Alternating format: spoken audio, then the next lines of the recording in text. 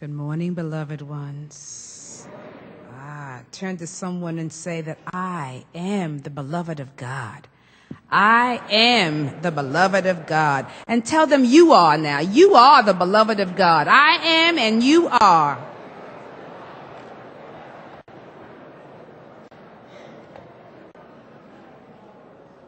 I am and you are. Come on in, beloved ones. They got some room. Y'all get together and get familiar and close with one another. Yes, so that those who are desiring to come in may come in. This is a manifestation of a vision I'm holding. You know, I did it for the last church and I continue to do for this church, that we are filled with positive, loving, prayerful people. Yeah, who are committed to the principles of truth. And I see it happening. Yes, thank you, thank you, thank you. We are filled with positive, prayerful, and loving people committed to the principles of truth. We all serve for the glory of God. Yes. Well, beloved ones, we are well into the second week of the new year. And how's it going so far? Pretty good? All right, that's wonderful. I want to know whether you're back into your usual routine yet. Or are you back into the busyness of your life yet? You know, I had such a wonderful week between the holidays of Christmas and New Year's Eve. And I was commenting to some friends, and a lot of people said the very same thing, that it seemed to be an easy season this year, that it was sort of mellow. And I thought maybe that had to do with the fact that we were all snowed in and we couldn't really do much and go anywhere. And so we were still, you know, we got quiet and we got still, and it was wonderful. And I just felt that I was in the flow. And then I came back to work that Monday and wham! It's like, you know, I was instantly met with challenges and situations. And at first I thought, oh no. And then I said, wait. I have an opportunity to declare how I want to enter into this new year. And I'm going to maintain my peace, and I'm going to be in the flow, regardless of what may be presenting itself to me. And so that was wonderful. You know, I had to remember that this is the new year. So I'm asking you, how are you doing with your promises and your resolutions and your goals and your stated intentions? How are you doing? Are you still hyped up and motivated by the newness of the year, of the beginningness of a new opportunity for you? You still kind of maintaining that energy level? Wonderful. Well, as you recall last week, I intimated that there was nothing really wrong with all of our desires and our dreams and our goals and our promises that we make and our resolutions and our intentions, except that oftentimes, you know, we lack the ability to maintain or sustain them. We have them all and they seem to be good, but we can't seem to hold on to them long. We can't seem to hold them in our consciousness for long and then bring them into manifestation. We're good at creating them. We're good at, you know, writing them down and listing them and telling them to other people of what we're going to do and what we're going to accomplish. But somehow or another, we can't seem to bring that to manifestation and expression. And I shared that was because I believe that they lack all these visions and dreams and desires and intentions. They lack the strong foundation that is born of beingness, that is born from beingness. It is the quality of being that actually influences our having and our doing. It is the quality of being that influences our manifestation or the fulfillment of our dreams and our desires and our goals. The beingness. When your wants and your wishes come out of your desire to be, they will either manifest or change. They'll either manifest or change. When your wants and your wishes come out of your desire to be that thing that you want and that you're wishing for, it'll either manifest or it will change. It will have to, because that is the law. And so if we can get to that level of beingness. I was thinking of an example. For example, I think it's safe to say that most of us here would love to have more money in our lives. Wouldn't we like to have more money? I think most of us would. We may even be spending some time contemplating or trying to figure out how we can get more of it to come to us. More of it in our lives. Maybe we're thinking that, a higher job, a higher paying job might be the answer.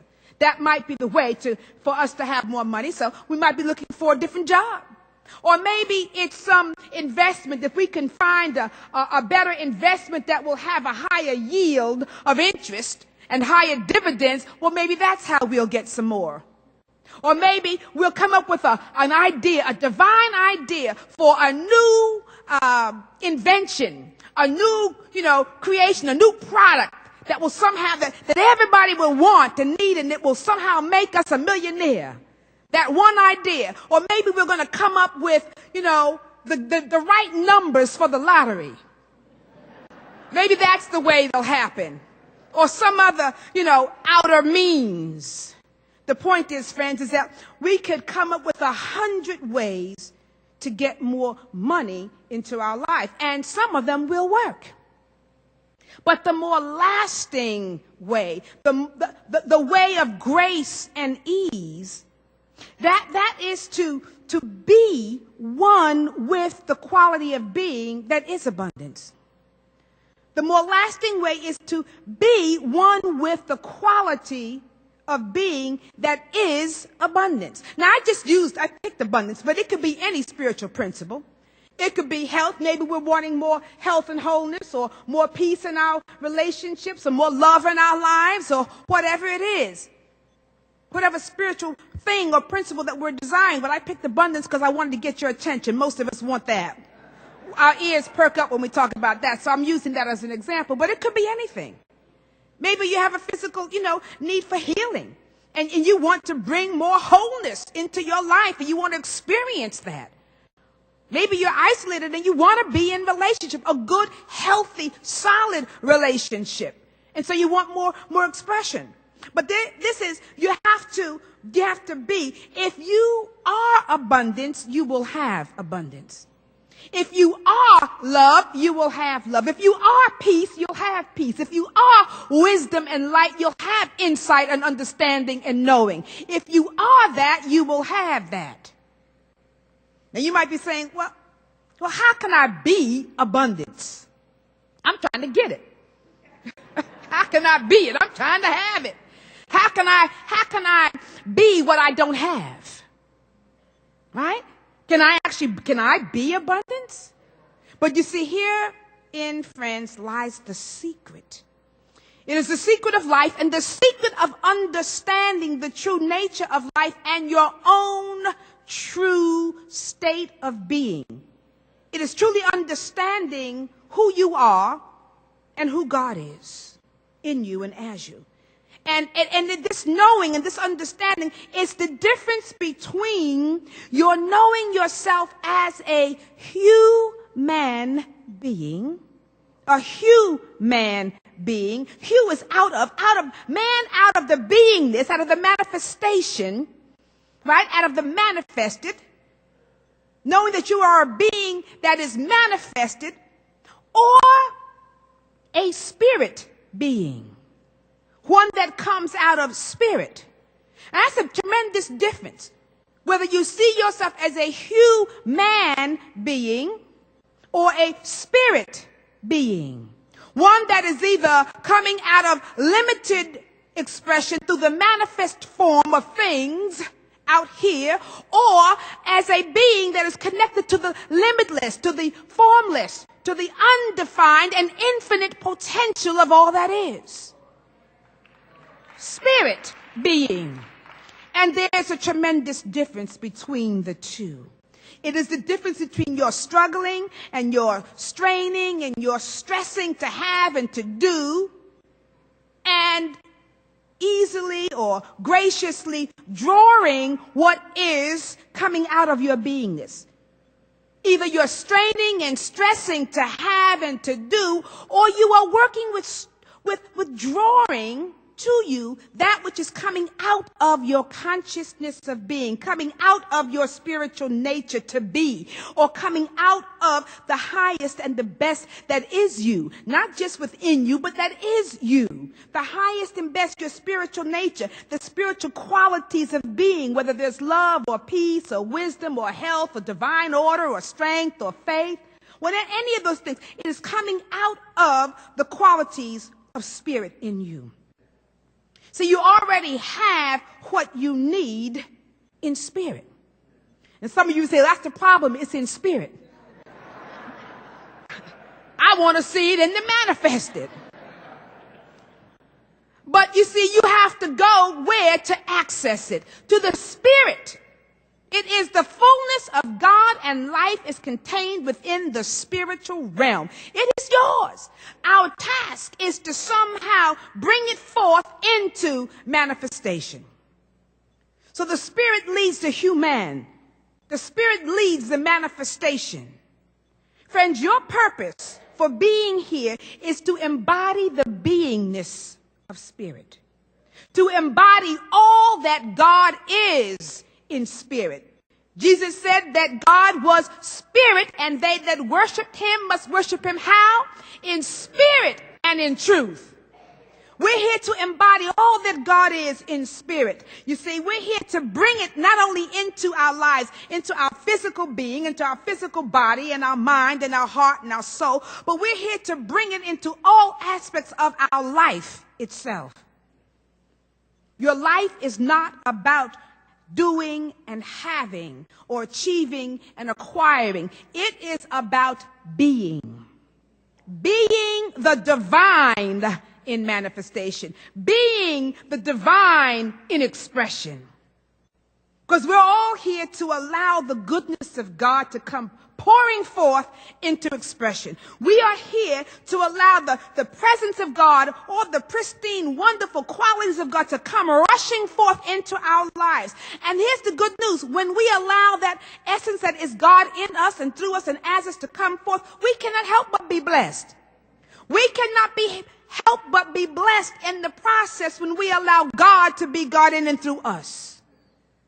We are here to allow God's love to flow.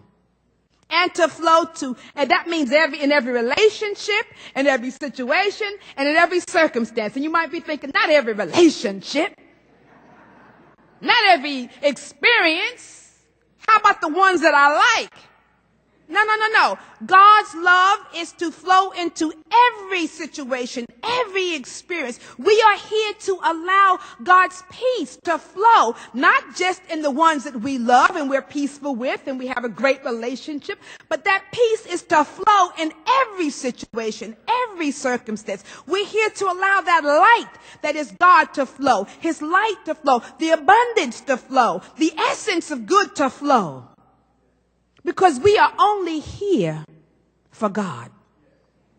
We're only here for God. And when I wrote that came to me early this morning. I usually write my talks, and then I get up in the morning, Spirit always gives me something else. And I said, yes, we're only here for God. And all of a sudden, I heard Ricky Byers-Beckwith's song, I Release and I Let Go. I said, Mom, play that for me, because I said I was going to sing that this morning. I said, but maybe I need a little music. So we can sing that. I'm not going to sing a verse, but we can sing that. But you know it's, right. Let's start out. It says,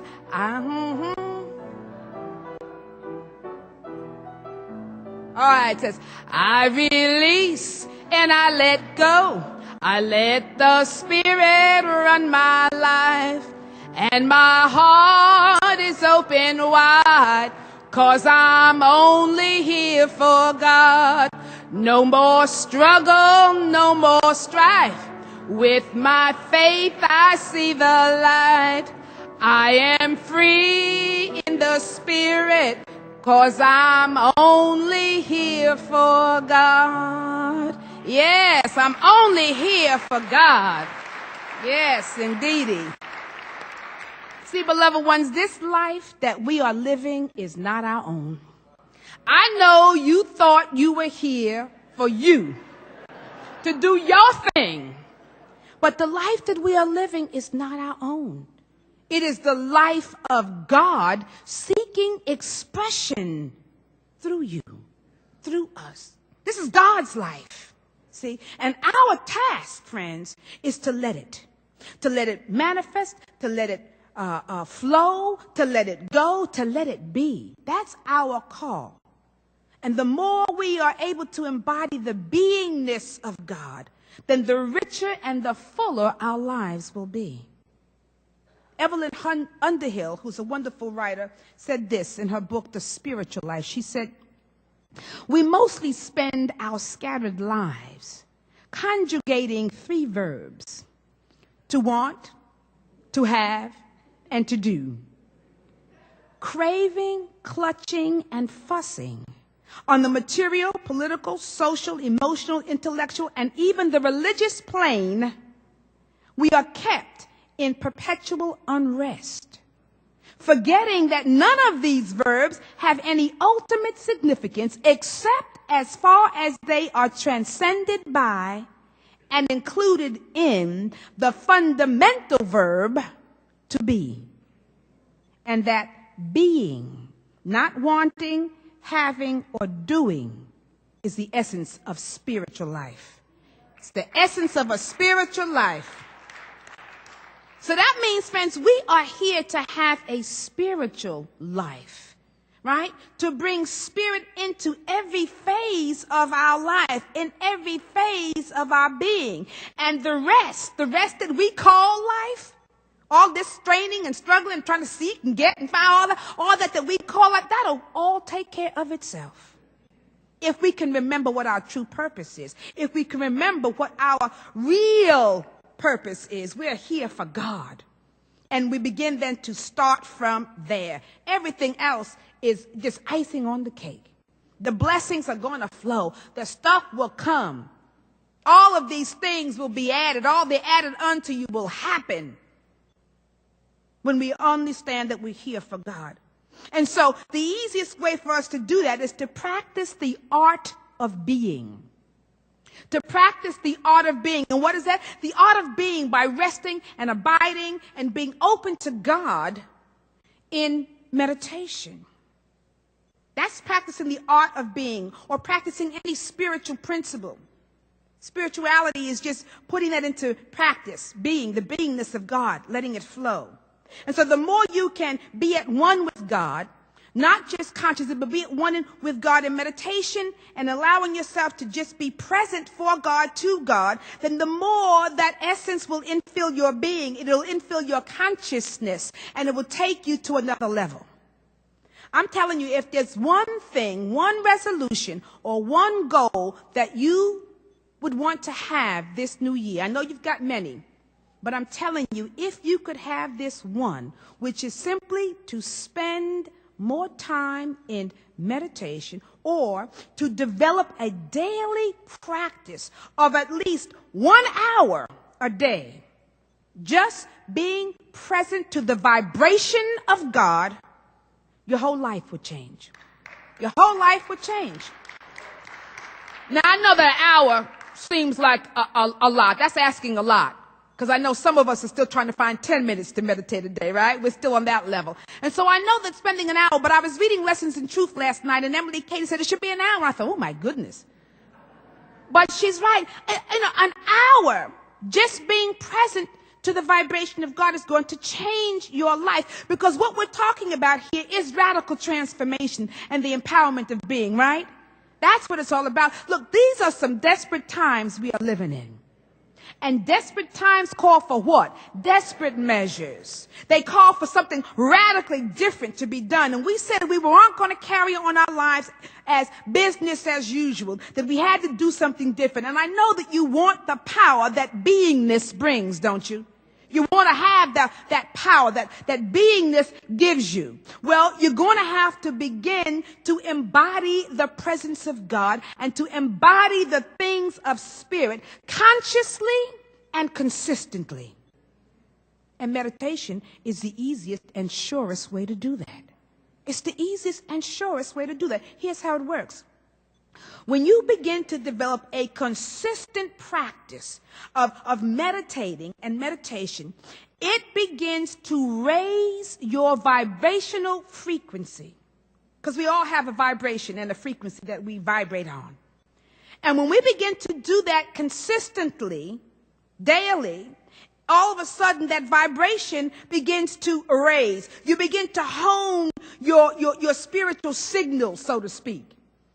Because your words carry energy and vibration. Your thoughts carry energy and vibration. Your essence, your actions carry energy and vibration. Everything is a signal that you're sending out to spirit, to the universe. And what you get back is what you put out. And when we meditate, we raise that vibration of our honing signal, of our ability to draw it to us. And so the more you're able to vibrate at a higher frequency, a spiritual frequency, the frequency of spirit, then the more you begin to express at that level. You start all of a sudden to begin to embody the higher energies of life. See, not illness, but health and wholeness. Not lack, but abundance. See, not conflict, but peace. You begin to express those higher things of spirit. You all of a sudden, you think higher thoughts, right? Your mind becomes clearer. All of a sudden, divine ideas begin to come into your lives. Insight begins to come. Wisdom begins to come. Spiritual illumination begins to come. You spend less time trying to figure it all out and think your way through it. Your thoughts begin to reveal themselves as divine knowing and divine intuition at a higher vibration. Your emotional level, your emotional being and your feelings begin to change. Your emotions get more into balance, you see. And all of a sudden, you begin to react and respond differently. You're refining. Your energies begin to refine within your body. So all of a sudden, people say things or do things, and you just sort of look at them and say, See, you don't respond the same. You're not triggered on the same level. There's a lot less negative charge to your reactions. You become to be more patient, more understanding, more forgiving, more loving, and without your even trying. It happens. Even your physical body begins to function at a higher level because there's less room for stress and disease. See, and the body all of a sudden gets to all the functions of the body and the systems, the nervous systems, all begin to all of a sudden operate in harmony and at the optimal level for health, and they begin to vibrate peace, wholeness, oneness, and you express differently. All of these things, friends, and more are a natural outflow of your living and expressing at a higher vibrational level. They are the outcome, the result of your living at a higher spiritual vibration and living with a higher consciousness. It's living at a higher level of your true nature, your true being. But here's the key. You've got to wake up. You have to wake up and begin to embody the beingness of God within you. You've got to embody that beingness of God in you, as you, through you. When God has its being, right, in and through and as you, different things begin to happen. And when you no longer just think of that as a thought or a concept or a nice thing that unity says we should be about, when you think that that's beyond that and you begin to see it and know it as a living reality, your life will be transformed with grace and with ease. You will be a fully expressed and fully empowered spiritual being. Christ in you is your hope of glory. And Jesus said, he said, look, these things that I do, even greater things than these shall you do. But only, right, as you let God be expressed through you and as you and in you. So what is the greater that God has for you? What is the greater that is being called forth in you for this year? What is that greater that wants to be expressed through you, as you? Well, the only way to find out is to embody beingness, to embody the beingness of God. There's nothing to do except to be. Practice being in this new year, and I guarantee you that you will be blessed because you'll be your very best. Blessings. Blessings. Blessings. Thank you.